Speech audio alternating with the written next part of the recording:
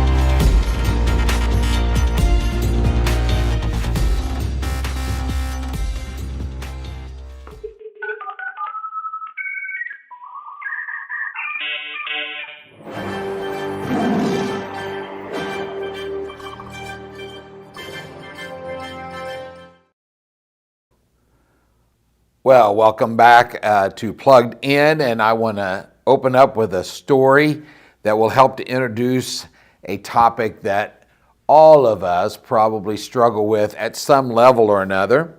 The story goes this way, that there was a man's car that was stalled in heavy traffic as the light turned green. And all of his efforts to start the engine failed, and a chorus of honking horns behind him made the matters worse. He finally got out of his car and he walked back to the first driver and he said this, "I'm sorry, but I cannot seem to get my car started. If you will go up there and give it a try, I will stay here and blow your horn for you." So how is your patience meter? Does it withstand extreme pressure or does it easily explode? Possibly our patience meter was tested for some of us last Thursday evening when our favorite football team did not pull off a victory. So we had some issues.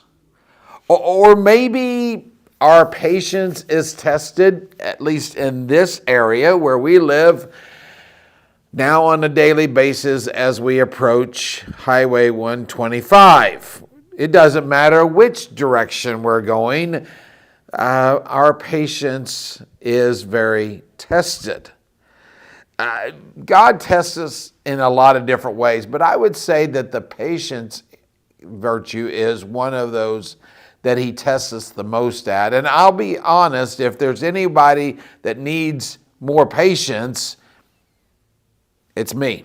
If there's anyone that fails in that area, it's me. So I take this lesson quite seriously, and the topic of that patience is one of the fruit of the Spirit. And I try to really practice love and joy, and I feel like I have a lot of peace. But when it comes to that patience part, it doesn't always work out. And I'm sure I'm not talking to anyone out there that doesn't deal with the same type of issue.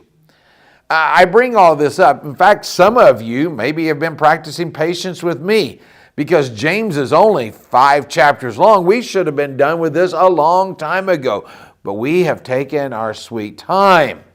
When is he ever going to get done? Well, we're getting close. And in fact, as we look at James chapter 5, isn't it ironic that he would talk about patience? In particular, the screen is going to show you a scripture in which James says this, "Brothers and sisters, as an example of patience in the face of suffering, take the prophets who spoke in the name of the Lord.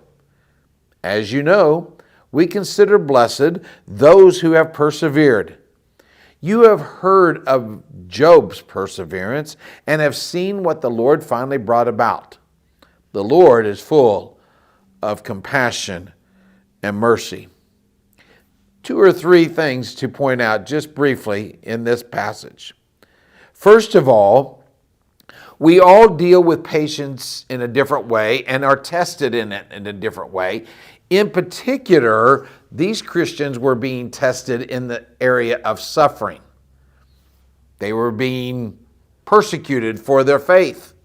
They didn't quite think it was fair that since they had chose to follow Christ, why were they having to suffer? And yet James is saying, I want you to consider the prophets who were before you who did the same thing. Because of speaking in the name of the Lord, they were persecuted, but they were patient through it all. He then talks about a man named Job, which brings about the phrase, it's nice to have the patience of Job.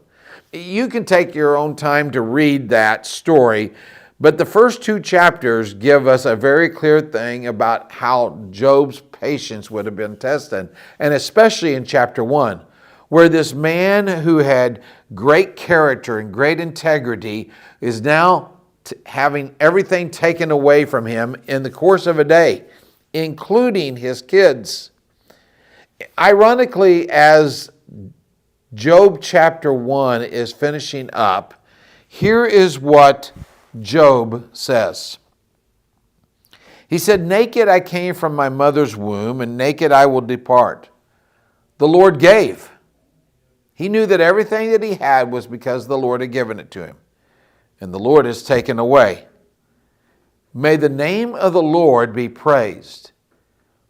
And what's often forgotten about is the next phrase leading into chapter 2. And in all this, in all the things that Job lost, Job did not sin by charging God with wrongdoing. Now you can read through the next 38 to 42 chapters and find out all the things that Job went through and having to listen to his friends give him some advice on how he should react and what he should do as far as evaluating his own life. But eventually God blesses Job with more than what he'd had before. That's why James talks about Job, the perseverance, staying true even when things don't look so good. And then James finishes up this section with this: the Lord is full of compassion and mercy. We might wonder, why would James end that section in that way?